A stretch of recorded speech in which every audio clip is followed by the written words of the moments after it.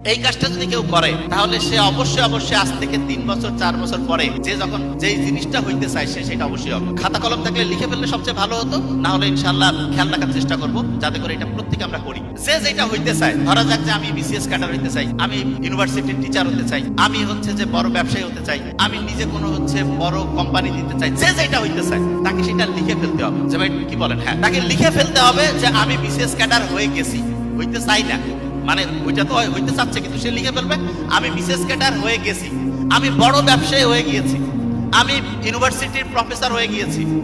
যে যেটা হইতে চায় তাকে সেটা লিখে ফেলতে হবে।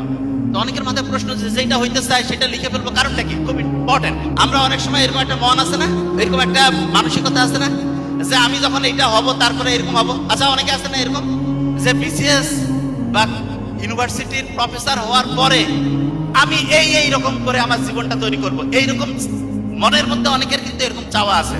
ইন্টারেস্টিং জিনিস, আপনি মনের মধ্যে যখন বলেন যে আমি এটা হইতে চাই, কিন্তু আপনি ওইটা লেখেনও নাই এবং হয়ে গেছে এই চিন্তাটা মাথায় আনেন নাই, হইতে চান লেখেন নাই, তাহলে বিশ্বাস করেন আপনার সফল হওয়ার সম্ভাবনা কত পার্সেন্ট? জানেন কত পার্সেন্ট? বুঝেন না আমার কথা? প্রতি 100 জনে 4 জন মানুষ অসাধারণ হইতে পারে, একদম অসাধারণ। সেই 4 জন কারা? এইটা নিয়ে সব সময় গবেষণা হয়েছে। এবং ওই যে বললাম হার্ভার্ড বিজনেস স্কুলে যে গবেষণাটা চলছিল সেখানে দেখা গিয়েছে 100 জনের মধ্যে 4 জন ঠিকভাবে লিখছে আমি এটা হইতে চাই, 100 জনের মধ্যে 4 জন লিখছে আমি ওইটা হইতে চাই, এবং ওই রকম হওয়ার জন্য সে কি করছে? গোটাল পরিকল্পনা লিখে ফেলছে। যারা পরিকল্পনা সহ লিখে ফেলবে তারা সফল হবে। সে যেটা হইতে চায় সেটা পরিকল্পনা সহ লিখে ফেললে ইনশাআল্লাহ সে সফল হবে। আমরা যদি পরিকল্পনা সহ না লিখি তাহলে অসাধারণ হইতে পারবো না।